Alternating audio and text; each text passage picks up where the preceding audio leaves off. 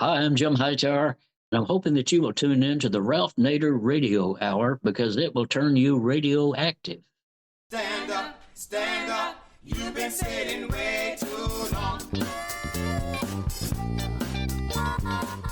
Welcome to the Ralph Nader Radio Hour. My name is Steve Scrovan, along with my co-host, the incomparable David Feldman. Hello, David. Hello, Steve.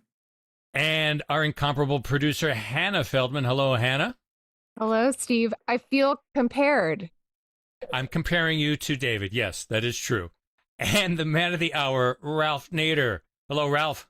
Hello. Well, the third No King's March is slated for March 28th. I think the title is a little obsolete. Trump isn't a king. He's a dictator, and getting worse every day. It's only going to get worse under Trump, much worse, abroad and here for the American people. So let's start talking about you're fired, and that is the vehicle for impeaching and removing Trump from office from the U.S. Congress. Well, first on today's program, we'll continue our coverage of the United States and Israel's ongoing and ever-widening war in the Middle East with Craig Mokhiber. Craig Mokhiber is an international human rights lawyer and activist, and he served as a senior United Nations human rights official until October 2023, when he resigned in protest of the UN's human rights failures in the Middle East. He warned then of the unfolding genocide in Gaza and called for a new approach to Palestine and Israel based on international law, human rights, and equality. In a recent opinion piece in Mondoweiss, he wrote, quote, "The U.S.-Israel axis has been on a violent rampage for more than 2 years now, leaving a trail of blood and destruction everywhere in its wake. Iran is but the latest target," unquote. We'll speak to Craig Mokhiber about what he calls the unholy alliance of U.S. imperialism and Israeli Zionism, and what the world needs to do to shut it down. That's the first half of the program. In the second half of the program, nobody knows the finances of Donald Trump better than our next guest. David Cay Johnston probably knows more about Trump's finances than Trump does, because unlike Trump, David Cay Johnston doesn't lie about them. Mr. Johnston has been following the Trump money since Trump's days as a casino magnate in Atlantic City, and we're going to talk to him about the latest on Trump's finances and his influence over the IRS. As always, we'll take some time to check in with our tireless corporate crime reporter, Russell Mokhiber. But first, we continue our analysis of the American-Israeli war on Iran. David? Craig Mokhiber is an international human rights lawyer and activist, and a former senior United Nations human rights official. A human rights activist in the 1980s, he would go on to serve for more than 3 decades at the United Nations with postings in Switzerland, Palestine, Afghanistan, and UN headquarters in New York. In October of 2023, he left the United Nations, penning a widely read letter criticizing the UN's human rights failures in the Middle East, warning of unfolding genocide in Gaza, and calling for a new approach to Palestine and Israel based on international law, human rights, and equality. Welcome back to the Ralph Nader Radio Hour, Craig Mokhiber. Thank you. Good to be with you. Welcome back, Craig.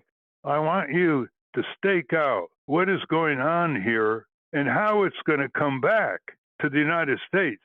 It is really disheartening to watch major media corporations act as stenographers for the Trump administration and for the Israeli regime.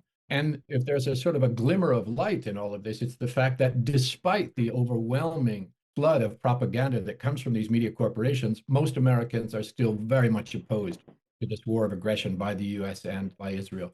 And I mentioned in context, and I forced myself to listen to these media reports as this war is going on. And what you will never hear is the 3/4 of a century of persecution of the Iranians by the United States government. The fact that their democratically elected prime minister, Mohammad Mossadegh, was overthrown in a CIA and MI6 coup in 1953.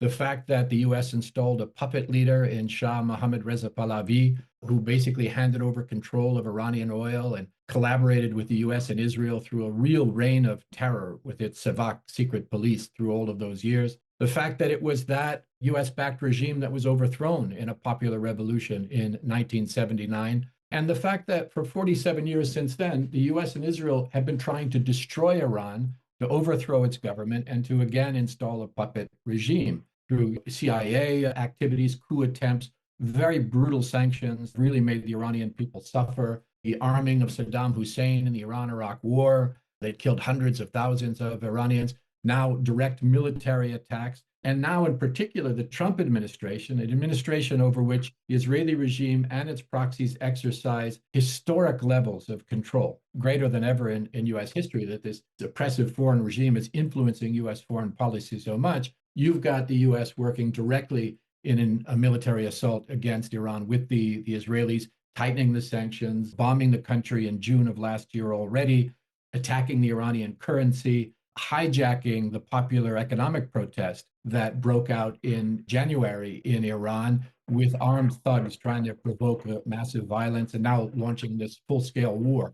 None of that is a part of what is being presented by mainstream media to the American people, and yet they are still opposed. And I think the biggest gap of all is the fact that while there is mention in these reports that what the US government, the Trump administration is doing is not consistent with US law because there is no congressional authorization, they entirely ignore international law that this is in breach of, and in fact turn international law on its head, somehow pointing to Iran as being the lawless actor, when in this case it is beyond a shadow of a doubt, according to the law, the lawless actors are the United States and Israel. Well, just to elaborate some of these things, I know some Iranian Americans listening are going to say, why aren't we focusing on the brutality of the Iranian regime itself against its people? But historians have documented again and again that when you have a government that is being assaulted from outside in all kinds of ways, it's going to tighten its security and its crackdown on dissent inside the country. So the U.S. and Israel bear a huge responsibility here. How would you respond to the Iranian Americans who have some legitimate complaints? They do, although you are reminding me another problem with the coverage in this country is that whenever there is an effort to reflect the views of Iranians, the only voices that you hear are the voices of monarchist, pro-Israeli, Zionist, pro-interventionist, conservative supporters of the previous regime of the Shah. And that creates a distorted idea in the minds of Americans and others in the West that somehow the Iranian people want the US and Israel to destroy Iran, murder Iranians, destroy Iranian civilian infrastructure, and cause these massive problems that they are now crossing. That could not be further from the truth. Those voices are minority voices. They exist. They should be a part of the debate if you believe in free speech. But to try to represent them as the voice of the Iranian people is a massive distortion. And indeed, inside Iran, the exact opposite seems to be the case. But in a broader sense, Ralph, it is because their original justification of nuclear weapons fell apart so quickly that, much like in the lead up to the Iran war, they switched the script to pretend what they're doing is somehow defending human rights. This is recycled from Iraq, from Libya. They are intervening to protect the human rights of the Iranian people. That's absurd, right? They've done so also by fabricating atrocities, exaggerating claims about the nature and number of those who were killed in the protests in the beginning of the year. Donald Trump claimed that they were cutting the heads off of babies and cutting women in half, which is recycling false claims that were made against Palestinian resistance groups and just, again, repeating these lies only with regard to the Iranians, grossly exaggerating casualty numbers from January protests by saying that between 30 and 15,000 were killed by the government in just a couple of days. There were thousands of those who were killed. It seems pretty clear that it doesn't not approach those numbers, and that many of those who were killed by violent forces supported by the US and Israel, by armed groups who were on the ground, yes, by the government as well, that some of those who were killed were actually armed, let's call them, I don't know, insurrectionists who were sent in to make trouble. And yes, many of them were police and members of the government and those who supported the government or shopkeepers who refused to close their shops.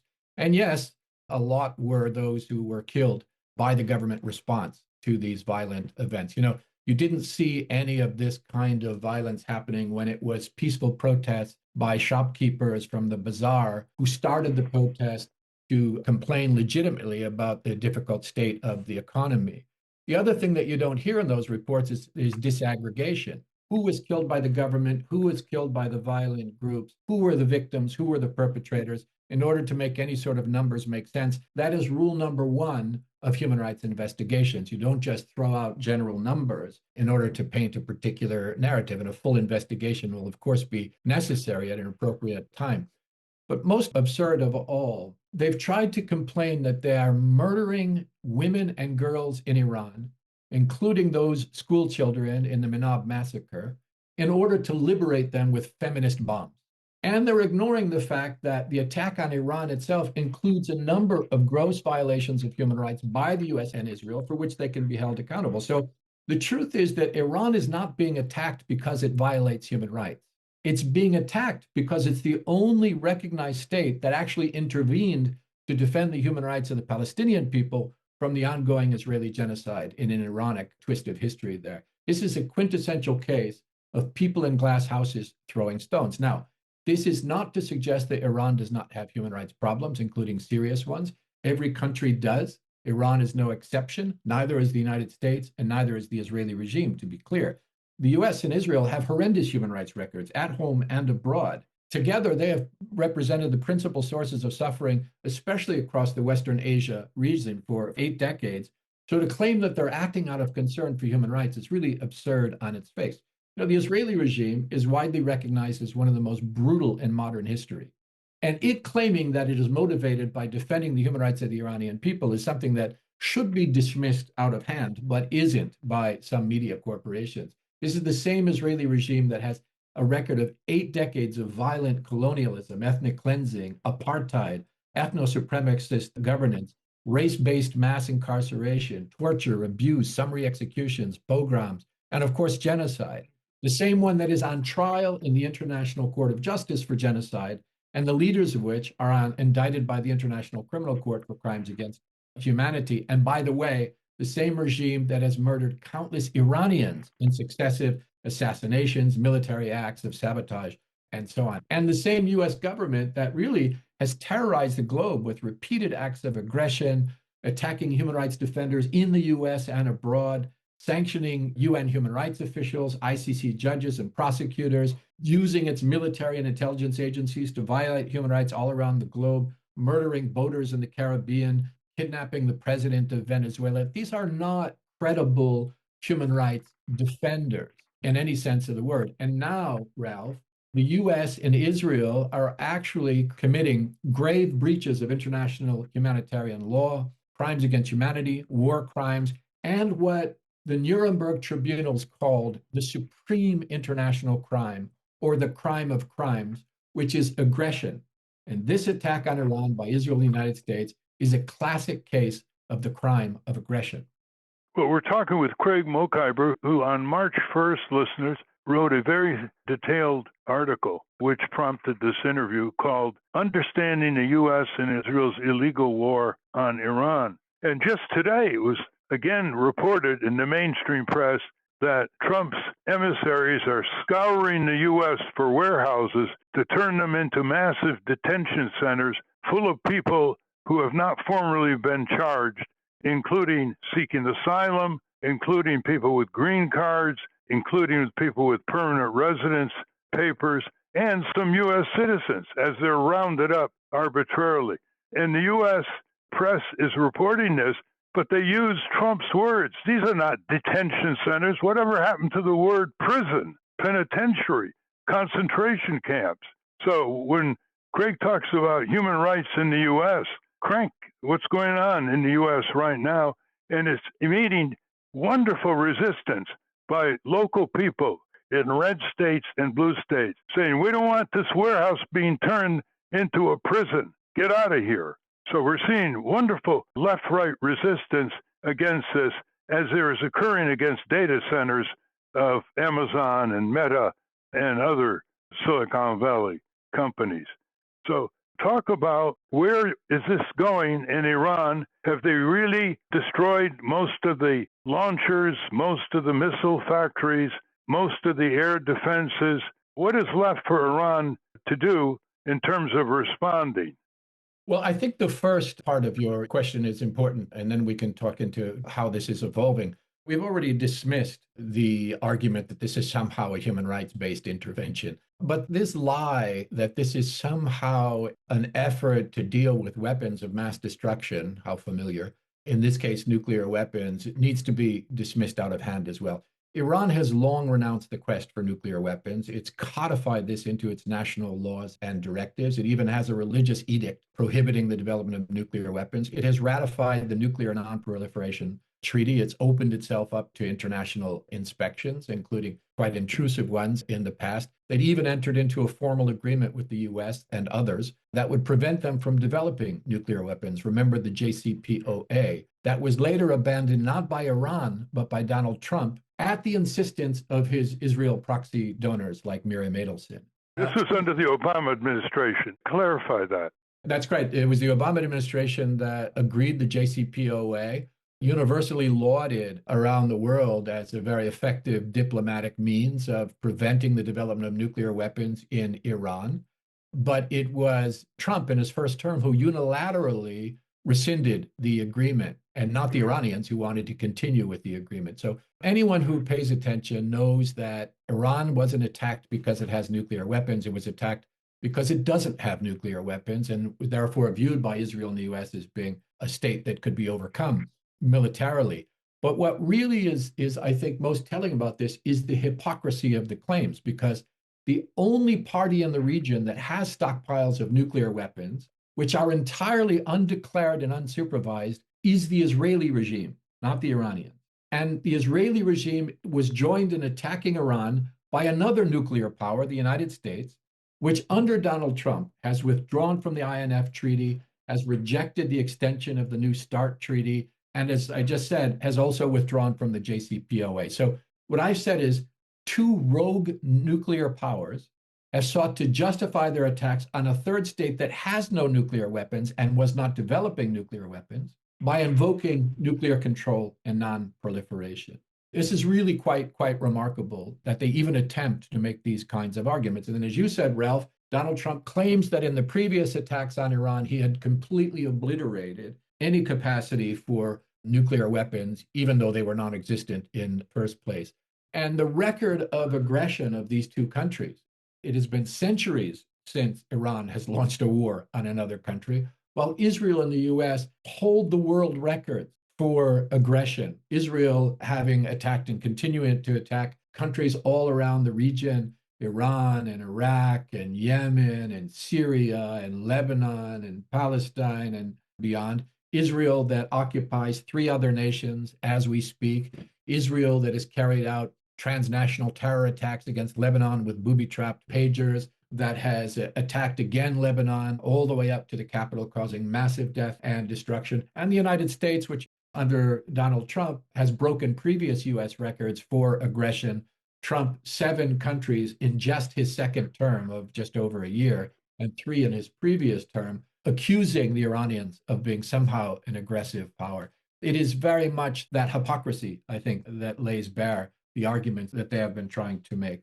Let's not ignore the Democratic Party here and Bibi Biden, who did the bidding of Bibi Netanyahu from A to Z as a co-belligerent, supplying all the bombs and all the weapons and all the fighter planes and even anti-personnel weapons to Netanyahu to commit their genocide in Gaza. It wasn't just Trump that did this, but Trump went along after pledging during the campaign in 2024 that he would never involve the U.S. in endless wars anymore. He was going to be a peace advocate. Talk about the situation in Israel today. Talk about the press in this country not covering it. If you look at the vicious anti-Muslim talk by high Israeli officials year after year, you'll see a level of bigotry that's staggering. And then you add to the fact that the Israelis have destroyed in Gaza over 800 mosques where people pray in. 800 mosques in Gaza. And that hasn't been reported. So this is a war against Islam, especially in Palestine, of course. But the Netanyahu crew make no bones about what they're doing here. It's not just genocide. It's also an attack on Muslim cultural institutions Muslim religious institutions at a level that exposes the U.S. press for being completely indifferent. Yeah, no question about it. I mean, what Israel is doing is it's carrying out an ethno-supremacist rampage. And of course, numerically, the biggest victims of that are Muslims across the region, but Christians as well are on the receiving end of Israeli slaughter, alongside the destruction of mosques. It has also been destroying churches in Palestine, including some of the oldest churches on the planet, going back to the original Christian communities. And you see the same kind of destruction happening now in Lebanon that does not distinguish between Muslims and Christians. As you know, Ralph, Lebanon and Palestine and Syria have for centuries had large Christian communities. They have been targets of the Israeli rampage, as have been Muslim communities as well. And you're right what you say about the Democratic Party. I mean, the lack of real opposition to the crimes being perpetrated by the Trump administration by the Democrats who are supposed to be the opposition is extremely disturbing as well. The only demands that have been made effectively by the leadership and most in the Democratic Party have been for Trump, under a failed war powers resolution, to just get the approval of Congress. I have no doubt some level of approval would have come out of such an exercise, because the Democratic Party have joined the Republican Party in a very corrupt moment in history, where the Israel exception defines American foreign policy. This is the same Congress on both sides of the aisle that has continually invited Benjamin Netanyahu to address the Congress and broken records for standing ovations for a man who is universally despised, who is a fugitive from justice, indicted by the International Criminal Court for crimes against humanity, and yet he is treated as a returning hero by Democrats and Republicans alike. That is certainly changing in both the Democratic and the Republican Party. But up until today, you still see the shameful displays of the outsourcing of U.S. foreign policy to an oppressive foreign regime of Israel. So this is a very sad moment in history when you see that all of the checks on power on the Trump administration, whether it is the mainstream media, the Democrats as an opposition party, the absolute disdain for international law by the U.S. government, and especially now by the Trump administration, trying very hard to dismantle any checks on power by directly attacking the United Nations, by sanctioning United Nations human rights experts, by sanctioning judges and prosecutors of the International Criminal Court, by sanctioning, using official U.S. sanctions against non-governmental human rights organizations. They are absolutely determined, the U.S.-Israel axis, as I have described it, to remove any more limitations built up since the Second World War on the perpetration of these kinds of crimes, including the two highest crimes in international law, that of aggression and that of genocide. Let's talk a bit about the UN. Israel's defied for years UN resolutions regarding their treatment of the Palestinians. They've killed hundreds of UN relief staff in Palestine. They've blown up the UN headquarters and other installations in Palestine. They have continually derided the UN. At what point is there going to be a move in the General Assembly to suspend Israel from the UN? What are the legal capabilities of the UN to discipline one of its most offensive members? Well, it certainly is one of the most offensive members. It is unique in the history of the United Nations and in modern history that you have a state that has murdered hundreds of UN personnel, destroyed countless UN premises, attacked many, many UN convoys, blocked UN operations, including humanitarian aid, waged campaigns of slander against UN agencies, taken over UN compounds, declared the Secretary General persona non grata, perpetrated crime after crime after crime against the United Nations itself, before you even talk about its violations of international law, UN treaties, its genocides, its aggression, and so on.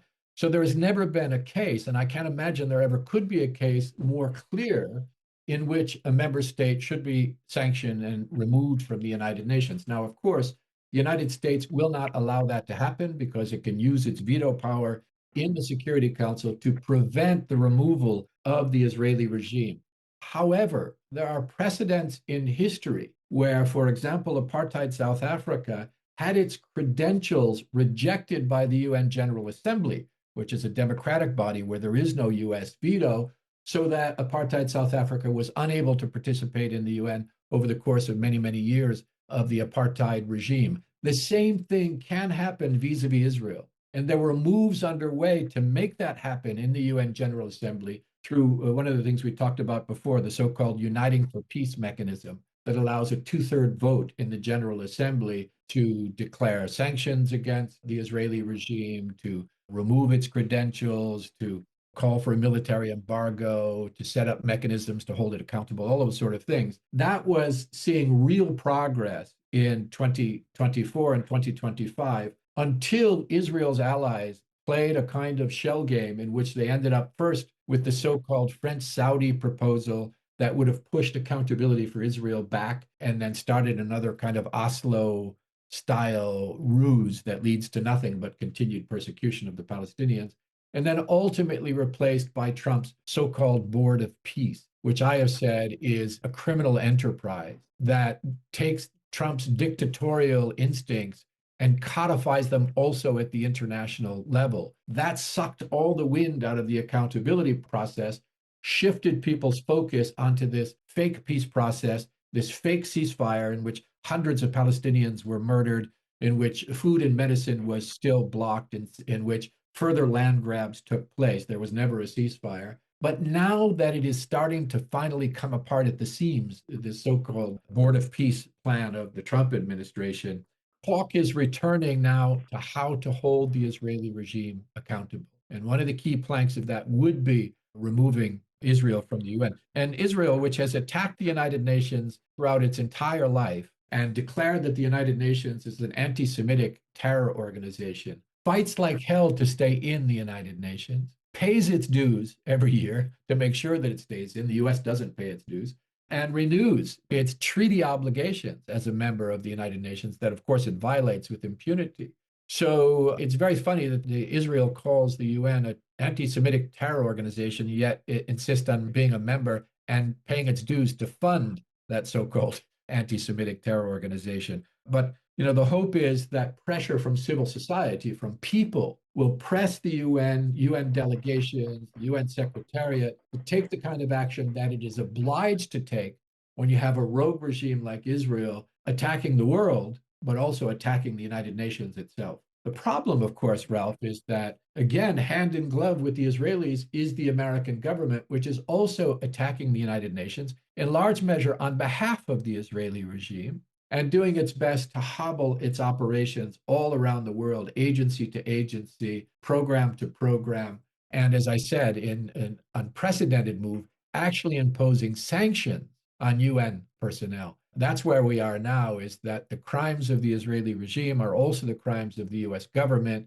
and the resistance to these things coming from official institutions. The people are all on board with an approach based on human rights and justice and peace, and on accountability for the Israeli perpetrators and an end to US wars of aggression and so on. Except, of course, the people that are in control of our country, the few over the many. Let's move to Congress and the US taxpayer.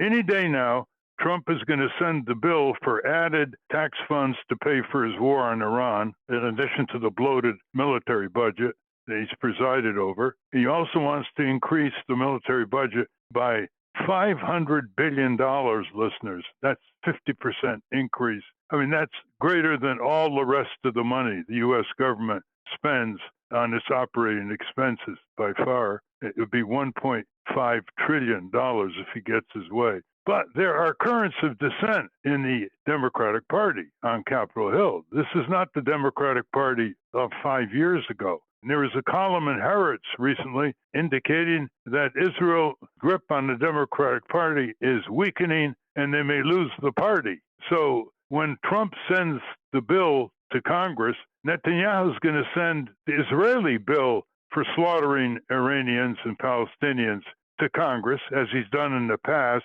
And do you think there's going to be some significant resistance to one or the other?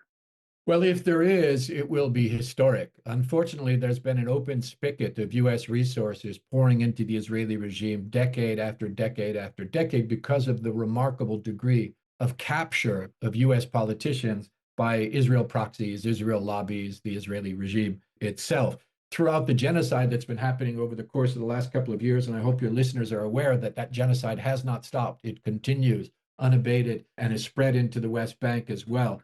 That has been funded entirely, consistently, without a break by the US Congress, Republican and Democrat alike, not just funding an aggressive country, but funding the crimes that it perpetrates without accountability.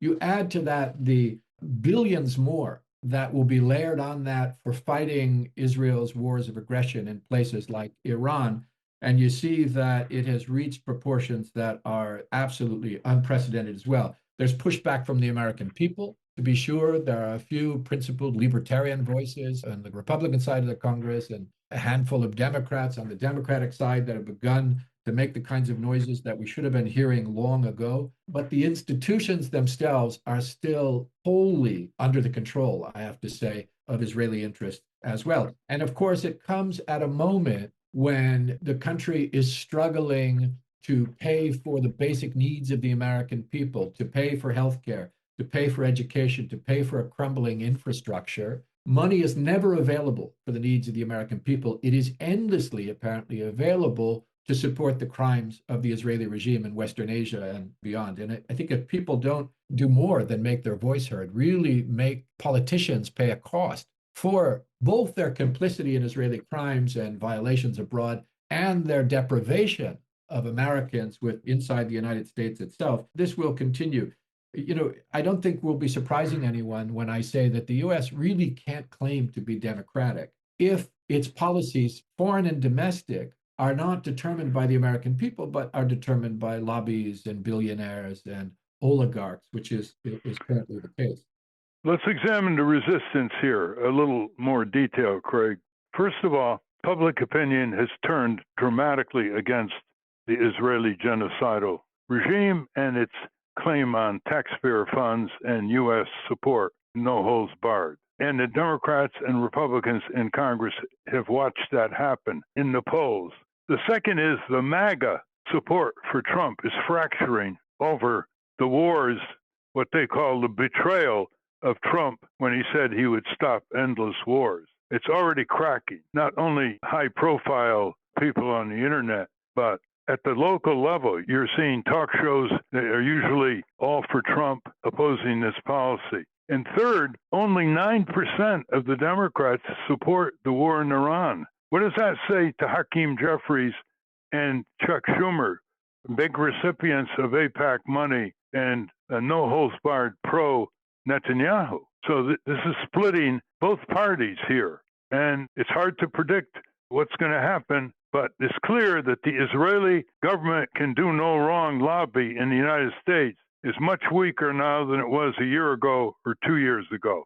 What's your view on that? Yeah, no question about it. You know, the absolute control of the narrative that was enjoyed by Israel and its proxies in previous years has cracked wide open. You know, the availability of independent media, the availability of social media, the availability of direct transmission of events on the ground elsewhere, that is changing the ability of Israel and its supporters to control the narrative in the United States, which was the case for decades and decades. It is still the case that mainstream media remains loyal to the narrative of the Israeli lobby. And of course, when there are even minor cracks, we have seen Israel proxy billionaires buying TikTok in order to silence critique of Israel. We have seen it purchase CBS, Ellison, and others. They've got their eyes on CNN.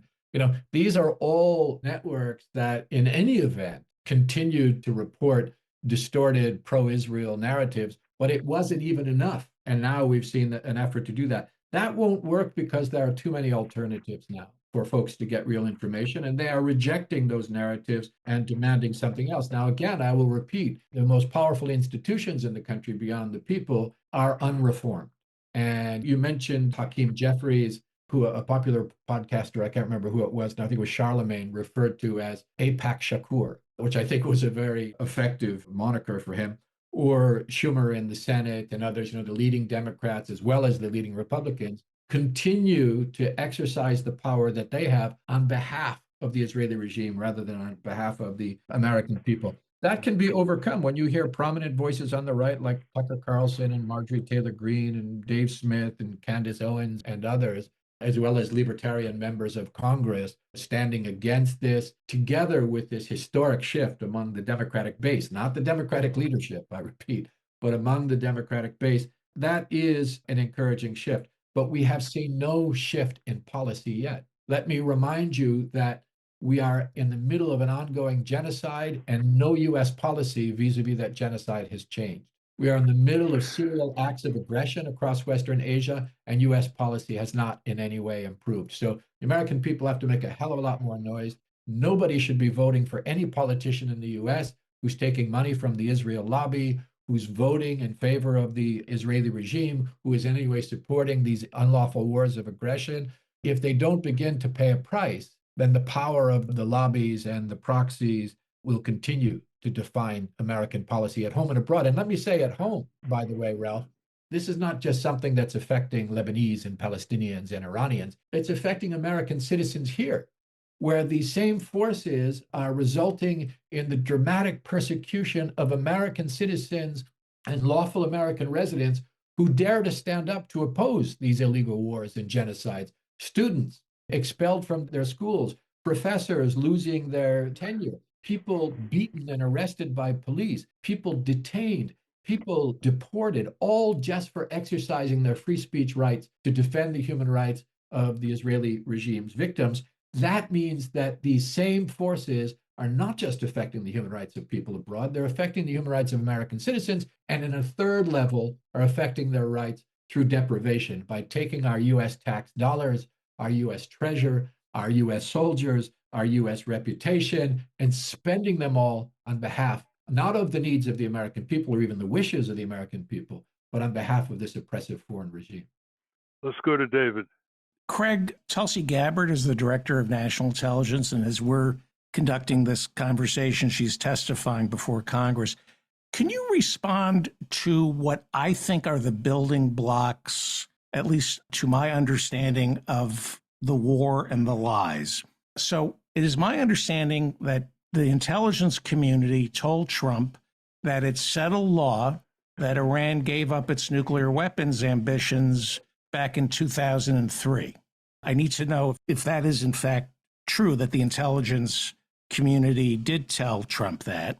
Also, it is my understanding that even though Iran gave up its nuclear weapons ambitions, it enriches uranium far higher than any country that is not a nuclear power, and that Rafael Grossi, who's the Director General of the International Atomic Energy Agency, has repeatedly complained that Iran isn't allowing him to inspect all its nuclear facilities. And if all of that is true, then is Iran doing what Saddam Hussein did before the illegal invasion, which is play games with the UN a little to convince his enemies he may or may not have weapons of mass destruction so nobody would attack him? In other words, if everything I said is true, then is Iran not cooperating with the UN on weapons inspections because it wants the world to believe it's more dangerous than it actually is, the same way Saddam Hussein did that? Well, there's a theory that a part of Iran's nuclear enrichment activities is designed to get it to the point where it could be a breakout country that would at some point be able to develop weapons. And I got to say, one can understand the logic of that. Iran has been under constant attack from Israel and the United States, decade after decade after decade. They have tried diplomacy, they have tried international law, they have tried, everything that they could think of to try to deter these states from continuously attacking them in myriad ways. None of that has worked. And so I think the Iranians have understood that they need some deterrence capacity, which they have achieved in large measure in this war through traditional non-nuclear capacities. There is a theory that that's there. But David, the starting point is that Iran has a right to develop nuclear energy like any other country in the world. One, Iran needs nuclear energy for medical reasons, for energy reasons, for a host of reasons that all countries of the world that develop nuclear energy develop. Two, Third, Iran has for decades renounced any effort to develop nuclear weapons, and there has been no evidence that it was developing nuclear weapons. It has not been developing nuclear weapons. There is a global consensus on that includes international bodies like the IAEA and includes American intelligence mechanisms as well. But why is its uranium enriched to the point where it's close to breaking out? I mean, on the one hand, there is the possibility that it wants to be close enough in case it needs to, for deterrent purposes, to do so. And on the other hand, it has been forced to negotiate its basic civilian needs over and over again. And so one theory is that they need something to negotiate away, something to give up that allows them to continue to have the basic capacities that any country has a right to develop. By the way, even if Iran had nuclear weapons, it is still a gross violation of international law to bomb the country because they have nuclear weapons. And then I think the final point here, David, there's only one country in the Western Asia, the so-called Middle East, that has nuclear weapons, as I've said. That is the Israeli regime. These are undeclared, unsupervised, uninspected nuclear weapons, at least 90 of them, in a country that is extremely aggressive and which, by the way, has also had chemical and biological weapons programs. And so the idea that the aggressive country that has weapons of mass destruction, including nuclear weapons, and that is perpetrating violence all around the region is not the focus of our attention on non-proliferation and control. But the country that doesn't have them, doesn't want them, and declared they won't produce them, and hasn't attacked another country in centuries is the focus. It seems to me is an absurdity on its face. So Iran has been negotiating. Iran has signed on to the international treaties. Iran has allowed intrusive international inspections. Iran signed the JCPOA and tried to get the US to continue with the JCPOA. The rogue actor here is not Iran in nuclear terms. The rogue actors here are the United States and Israel. And I don't think that putting Iran in an existential crisis is the best way to tell them you don't need nuclear weapons. I think stopping attacking them, their economy, their currency, their scientists, their political leaders, their military personnel, their civilians, their girls' schools. If you want a country to believe that it doesn't need to arm itself, this is not the way to go about it. By the way, David, let's assume Iran develops in the future 3 or 4 bombs. What are they going to do with them? If they dare use them offensively, they'll be totally wiped out by Israel, if not the United States. Totally wiped out. So let's say they have 3 or 4 bombs. Why would they want them? Purely for deterrence. You don't see Trump threatening North Korea, do you? And No. what the lesson is, a lesson around the world is, the only way you can get the U.S. off their back is to have nuclear weapons. Or to be able to shut down the Strait of Hormuz.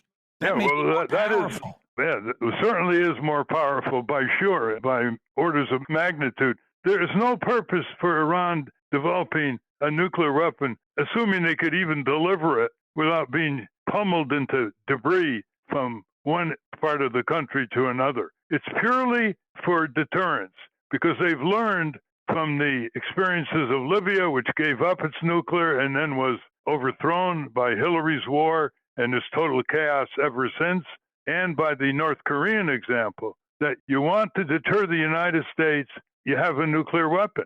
So, and the U.S., of course, is going to spend $1.5 trillion more to upgrade its nuclear weapons with the taxpayer paying the bill to start another arms race with China and Russia, which we haven't discussed enough on this program, but will in the future. Well, thank you very much. We've been speaking with Craig Mokhiber, and I hope you will continue participating in educating the public based on your long experience in governmental institutions. And you were one of the early whistleblowers who was going to retire, but also demonstrated that the right way to resign in such situation is not to remain silent, but to speak out the truth on the matter over which you have had expertise and experience. Thank you, Craig. Thank you, Ralph. Thank you, Steve and David and Hannah. We've been speaking with Craig Mokhiber. We will link to his work at ralphnaderradiohour.com. When we come back, David Cay Johnston will join us to talk about the finances of Donald J. Trump. Now, let's check in with our corporate crime reporter, Russell Mokhiber. From the National Press Building in Washington, D.C., this is your Corporate Crime Reporter Morning Minute for Friday, March 20, 2026. I'm Russell Mokhiber. Aetna will pay $11.5 million to the federal government to settle a whistleblower lawsuit that Phillips & Co. filed under the False Claims Act. The settlement resolves allegations that from 2018 to 2023, Aetna submitted invalid patient diagnosis codes for morbid obesity when patient medical records did not support that diagnosis, inflating the payments that Aetna received for its Medicare Advantage members. The settlement was part of a larger settlement of risk adjustment cases against Aetna brought by the Department of Justice. The complaint alleged that Aetna submitted inaccurate and untruthful diagnosis codes for morbid obesity, which has a high risk adjustment value and a higher payment to Aetna. For the Corporate Crime Reporter, I'm Russell Mokhiber. Thank you, Russell. Welcome back to the Ralph Nader Radio Hour. I'm Steve Scrovan, along with David Feldman, Hannah, and Ralph. As tax season approaches, we'd like to remind you that even after 10 years, Donald Trump still hasn't released his tax returns. I wonder why. David? David Cay Johnston is a Pulitzer Prize-winning investigative reporter, specialist in economics and tax issues, and a professor of practice teaching law, public policy, and journalism at Rochester Institute of Technology. He is the author of several books, including The Making of Donald Trump and It's Even Worse Than You Think, What the Trump Administration is Doing to America. He is also the co-founder of DC Report, a nonprofit news service that reports what the president and Congress do not what they say. Welcome to the Ralph Nader Radio Hour, David Cay Johnston. Well, thank you for having me on again. Thank you very much, David Cay. You've written a lot about Trump and his tax evasion, not just tax avoidance. You had an article in DC Report that said in December 27th, 2022, Trump took tax losses he knew were fraudulent. And you also noted that, quote, Donald Trump knowingly committed dozens of brazen tax frauds during the 6 years when he ran for office and was president.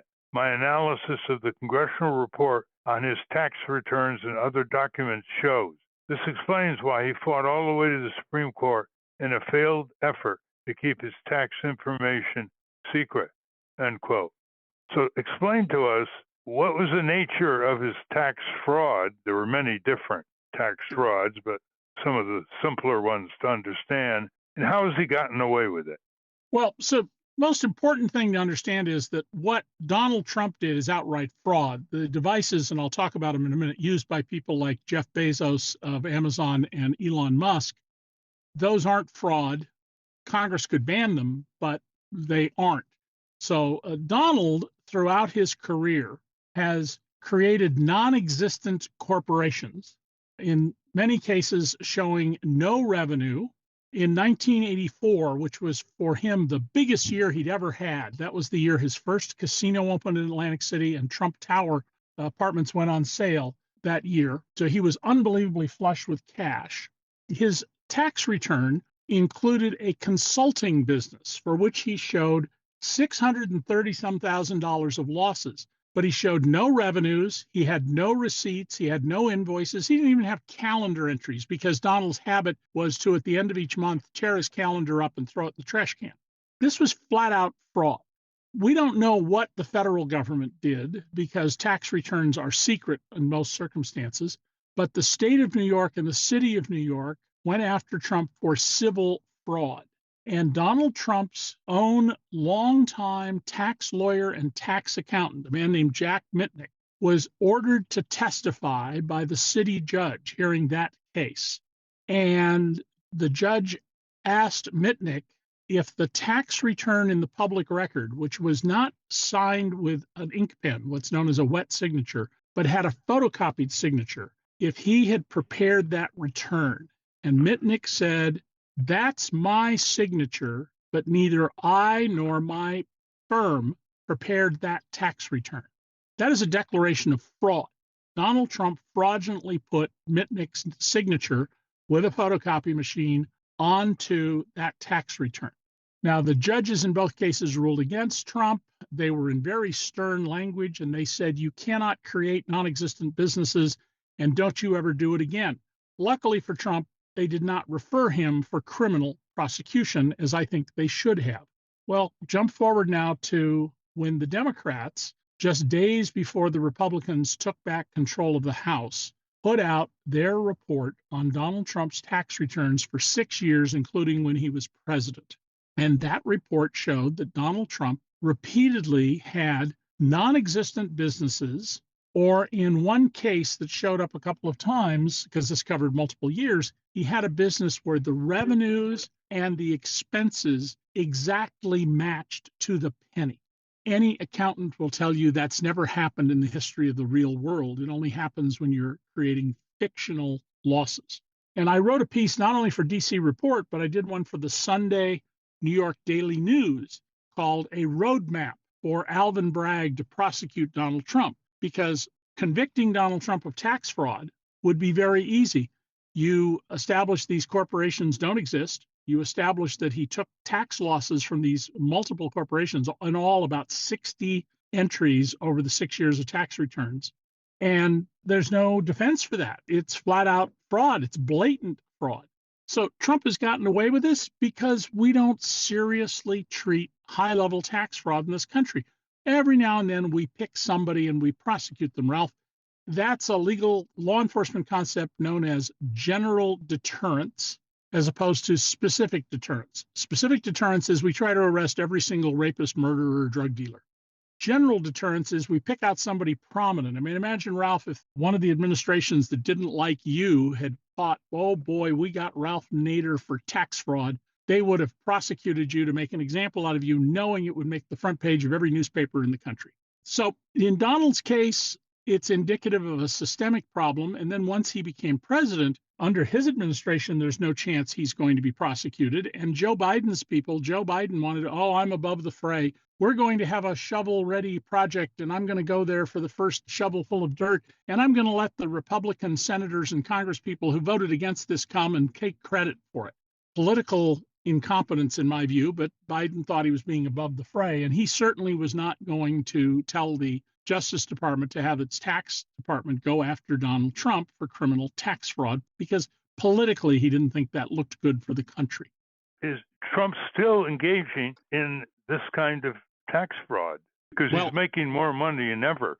Right. Cryptocurrency deals and other deals, using the White House as a business opportunity. Right. Yeah, the White House is for sale, and Donald Trump is doing very corrupt things. It's very clear he is selling pardons, for example, and clemency. But we're not seeing his tax returns. Unlike every other president and major party presidential candidate, going back to Jerry Ford, these tax returns aren't being released. And secrecy law protects him, something called Section 6103 of the tax code, which is Title 26, for somebody who wants to look it up. Title 26, Section 6103, and look at G and H. So Congress should pass a law that the tax returns of anybody who's nominated by a major party and who will be on the ballot in, let's say, more than 10 states, their tax returns will be made public and make it a condition of running for president. You can't impose that condition in terms of the candidate has to do it. You can impose it on the IRS to say it must release these returns, because that is entirely by the grace of Congress what tax returns are public or are not. Trump is quite brazen about his criminality, and the system hasn't dealt with him for a couple of key reasons. One of them in the tax matters is tax secrecy. But imagine, Ralph, that you, instead of being the greatest consumer advocate of all time, had become an IRS lawyer, an IRS tax lawyer, and your job was to audit rich people.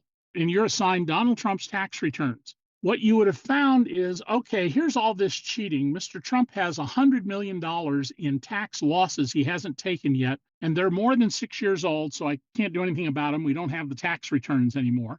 But he's carrying on his books $100 million in losses, and you establish, hey, $90 million of tax fraud. Well, I'm sorry, you're going to get written up for being inefficient because you didn't bring in a penny to the government. All you did was reduce the amount of tax loss when he pays no income tax from 100 million to 10 million. And the system won't reward you, the bureaucratic system. Donald and his advisors know how to play the system. And that's why my next book, which I'm trying to finish right now, will propose an entirely new federal tax code. It's based entirely on existing law, but it throws out all the filigree, all the lard, all the favors for rich people, and puts everybody in America, wage earners and business owners, landlords and renters, on the exact same accounting rules and the same withholding rules. So we all get treated equally under the law, and it makes for a vastly simpler system that's much easier to enforce, could allow a much smaller IRS and yet be vastly more effective. I spoke to someone once who said he had been assigned when he was a junior IRS auditor to Trump's tax return. Now, that person's not supposed to talk to me. I vetted them very carefully. It was very clear that this person was an IRS tax auditor. They knew all sorts of internal lingo that I could raise with them and form numbers and documents. And he said that he called Trump to make an appointment, and Trump immediately said, "You come here to my office, you audit me, it'll be the end of your dankety blank career. My lawyers were going to sue you into the ground. You're going to rue the day you were born, son." Click. And he went and told his boss this, and his boss looked at the return and said, "Well, you know what? He has such big losses to carry forward. We're not going to get any money out of him anyway. Just close the file." That's all it took. Wow. Look at this. He sued the IRS for $20 billion. He controls the IRS. Right. He controls the Justice Department. They could actually settle for $5-6 billion and get away with it.